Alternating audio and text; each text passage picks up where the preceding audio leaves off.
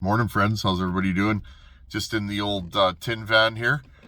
Just wanted to jump in and say good morning to everybody. A little bit of a different video here.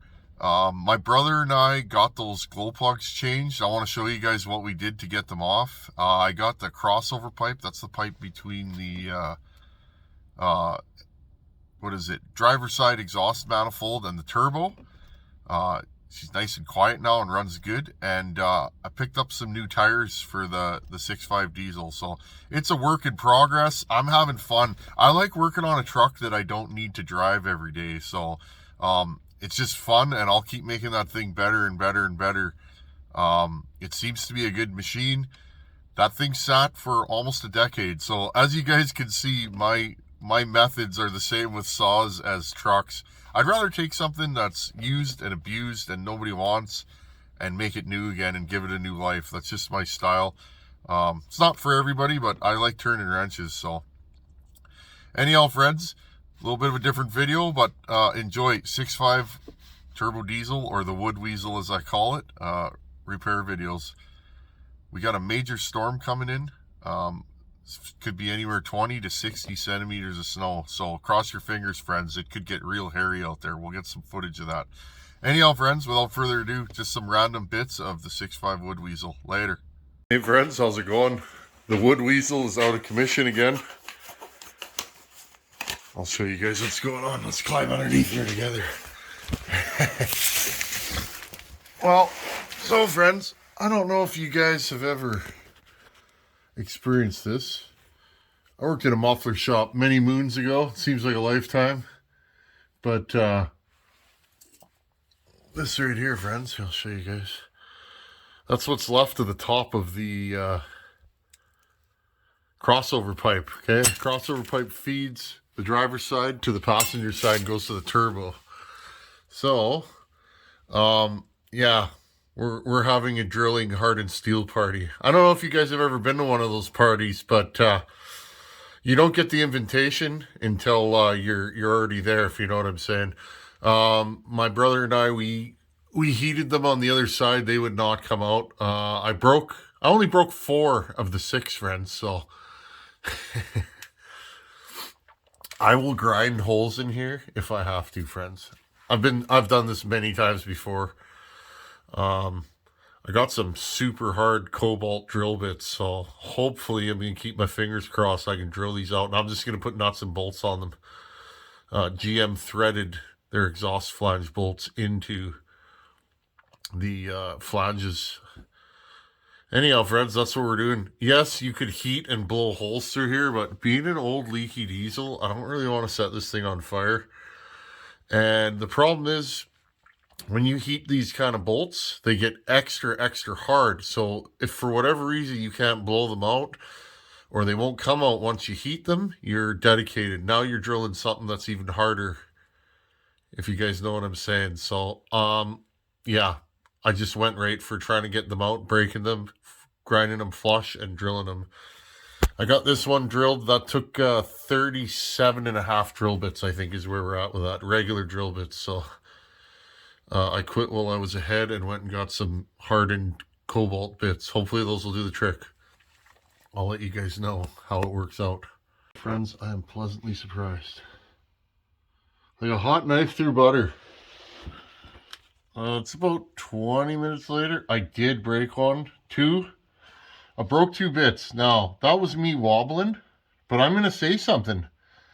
With these, they're Milwaukee cobalt bits. They're not cheap, but they drilled through these manifolds. No problem, friends. And here's one thing. If you break one, I was like, you guys know that feeling. I just took a punch and a hammer and went bang, bang, and it shattered the drill bit in the hole, and the drill bit fell right out. So there you guys go. We are winning 126% right now. There we go, friends.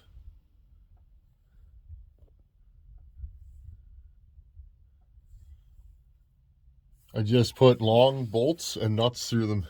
Got a little bit of a drip. Oil filter adapter, or the oil filter's got a little bit of a drip, but whatever. We'll keep an eye on that. There you go, friends. crossover pipe. So now that feeds the turbo. Feeds one side to the other, in the turbo it goes, and voila. What a difference. I'm super happy. That job didn't take that long, actually. It took me start to finish, a couple hours. A lot of drilling. But yeah. So there you guys go. If you're going to drill something hardened, get some cobalt bits. These are Milwaukee, and they say hard metal on them. They meant it when they branded it hard metal. As you guys know, a lot of you guys that have done this kind of stuff, these, when you have exhaust manifolds and exhaust studs, they are hard, and if you heat them and you don't blow them through the hole, what happens is they get hard like glass. They become almost impossible to cut. I've done this job probably a dozen times before when I worked in a muffler shop. So I prefer, if they don't come out, I prefer to just break them, grind them flat, and drill them. Because like I said, with all the oil on this motor, if you've ever set a vehicle on fire, I have once. It was one of those jobs where motor was covered in oil, and I took the job and the guy didn't want it cleaned, so I cleaned it the best I could. But yeah, I put the fire out right away. But so that's the deal, guys. So this thing's quiet now. It's got way more power. Seems to be even better on fuel. We did a couple-hour round trip yesterday to grab some stuff. I'm going to show you guys what we grabbed. But a couple 100-kilometer drive, and I burnt like an eighth of a tank of fuel. This thing just floats down the highway. Keep her like, for you Americans, like 65, 67. That's about $1.05 if you're in Canada. And she's nice. She just goes down the highway with authority. I'm going to show you guys what I got yesterday. So I just want to show you guys what we got going on here. Okay. Hopefully you guys can see that. It's pretty bright out today. There you go. This is the stock crossover pipe. It rotted all the way around here, and actually the little cup where the gasket sits broke right off. So about 80% around. So that's why we had to change this. It was leaking bad. When I first got this truck, it had a slight leak there. Wasn't overly concerned. It ran pretty good. The turbo was still working, but yeah, it got worse and worse and worse.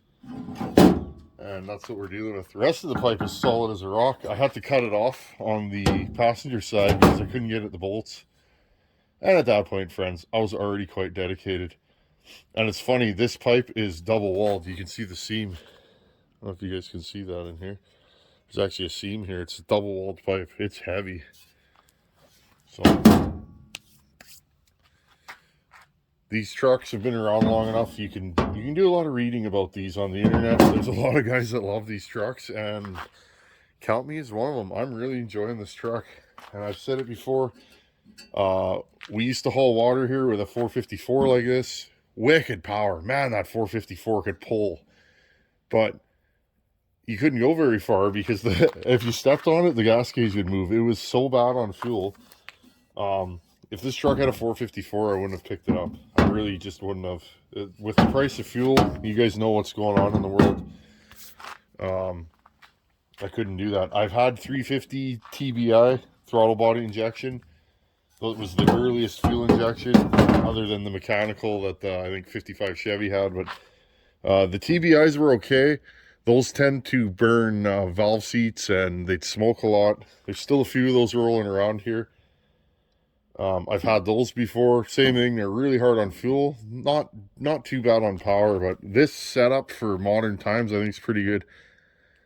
It's probably about as fast as a 350 TBI. It gets at least twice the gas mileage, and it seems to pull a little bit better. So anyhow, friends, we'll just keep tweaking this truck, and I'll keep updating you guys. A lot of you guys are interested in these trucks. I'll show you one more thing, and then we're going to move on. Wanted to show you guys the artistry of my brother. Hope you guys can see that. So I broke two I broke 2 of these off. These are the glow plugs. I'll show you what a non-broken glow plug looks like, just for reference for those of you that haven't worked on these. This is a stock glow plug. For those of you that don't work on diesels, these preheat your combustion chamber or it won't start, right? Because diesels don't have spark plugs. I'm sure a lot of you guys know that. But so what happens with these is they get rusty right here, okay? And they break badly. Also, the leads for the glow plugs, you can't get them off. These things were so rusty, friends. I went to slide a lead off and it broke the whole tip off, okay? So they break. Well, I got lucky. Look how clean these are. I'm surprised. Often they get carbon buildup here and you can't slide them through the hole. And just like with a chainsaw, you got to get that carbon out of the cylinder after. It can be, sometimes you got to pull the injectors out and, you know, put a vacuum in there. So we drilled this crooked. It was really hard to get a drill in there. That is a really expensive, really strong Mac extractor. We beat it in there and my brother just put the lightest force on it and it broke right away. And then we were like, okay, we are dedicated. There you go. So we took 3/8 nuts, slid them over this section, okay? Welded them on, and then that was enough. And we didn't damage any of the threads in the head, so we got lucky. There's the other one that we broke. I broke 2 of these. The first one on the driver's side came out no problem. So I was like, oh, no problem. This is easy. Well, they came out. The first one came out, the second one broke, and the fourth one broke. Now, the passenger side, you pull this flap off here, and you can get at them. People say you have to take the turbo downpipe off. We got at them. There's actually a tube. There's tubes that go around them on this side to keep the heat off the electrical lead. Well, we just took those off, and you can get at them. Okay, guys, I just want to show you the wheels and tires on this truck. I want to tow and haul a lot of weight with this truck. These are some kind of no-name Trailmark radial APRs. Not a bad looking tire. Kind of BF Goodrich like. They're probably a BFG copy of some sort. These were probably brand new when this truck got parked. They have no miles, no wear on them. They're starting to crack. Typical for a tire that's been sitting outside. Now, I don't know if I've ever mentioned it. Before I got into the sheet metal game, I was a tire buster. I changed tires and did exhaust systems mainly. So I've been around the tire game for a lot of years. And years ago, when these kind of tires came out, these import tires, they're usually made in China. Let's see if I can even see where these ones are made. I don't know if they'll say on them. No, these ones are actually made in the USA, so I'm wrong there, friends. But when these kind of tires came out, these off-brand tires, often they just were no good. They were out of round, or they wore horribly, or they cupped really bad, even on a truck that has good front end. So they just weren't a good deal. I'm happy with these, actually. They go down the road straight as an arrow. They're quiet, fairly grippy. But here's the thing. These are only rated to carry 2,000 pounds at 50 psi. Load range C. These are a 3/4 ton truck. Or this is a 3/4 ton truck. So I need substantially heavier tires on this. You figure on the back. So if total carrying capacity on the back is 4,000 pounds. What does the back of this truck weigh? A couple thousand pounds probably. Now put a cord of hardwood in there. Cord of hardwood, say 3,500 pounds. Well, that means we'd have 5,500 pounds on tires that are only rated to carry 4,000 pounds. You guys get where I'm going with this. So I haven't really, when I'm hauling loads and I'm not stacking it to the roof, there's a reason for that. I don't really want to see how much these can take, and I don't want to have a blowout in the bush. I'm equipped to change a tire in the bush, but that's no fun. So I'm going to show you guys what we're going to do about that. picked up these yesterday, friends. Same thing. These are Chinese made tires. Janelle GN 3000s. There's quite a few videos on YouTube about these tires. People seem to be very happy with them. So I thought I'd give them a roll. They're less than half the price of a name brand tire. So I thought, you know what, I'm going to rock these. These are 265, 75, 16s, 123 load index. These will take 3,500 pounds per tire roughly at 80 PSI. They're directional. And they look wicked. Like, this is the kind of tire that a wood weasel needs. I want something super aggressive that'll get me in and out of muddy circumstances and snow. Any of you guys that live in the north, we'll be playing with these tires this winter. If we get a good snowstorm, we'll try them out in the snow. But a big lug like that with siping is what I need. There's the back one. These are about, I don't know, 2 inches taller than the stock tires we're running. Don't have time to get them mounted today, but I gotta clean these wheels up. They're real rusty. Look at that. We'll hit that with a wire brush and clean the rust off, and probably just paint them black, give them a quick shot of black paint. And I use balancing beads. I'm a huge advocate of those things. They work really well as long as they're dry inside the tire. If you have moisture in the tire, those beads will freeze together, and then you'll have the worst vibration you've ever had in your life. So ask me how I know. That stuff happens. But anyhow, this is what we're doing with this thing. I was going to go 285s, friends, but we drive a lot of highway here, and this thing is going to, you know, travel a bit. And so I thought, these are going to be loud. I know they are. So we went with the 265s. I think 285s will just fit on here. So anyhow, friends, there's the wood weasel.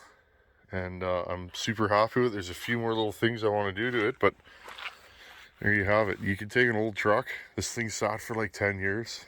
We got it running, and you know, it was leaking oil like crazy. The oil lines were blowing up. It had no brakes. Driving it into the saw shop was quite sketchy. I had to whack it into park, so I avoided hitting the shelf full of saws. But there you guys go. These trucks are available. They are in my area. There's lots of these trucks for sale, and they're usually for sale cheap. Just try and find one with the lowest K that, you know, this will never be a Cummins or a Power Stroke, but they just don't have that kind of power. But what they have is mileage, and they will tow pretty good, and they will haul. So, and I mean, if you've run a 454, my brother had the same truck in 454, okay, exactly like this.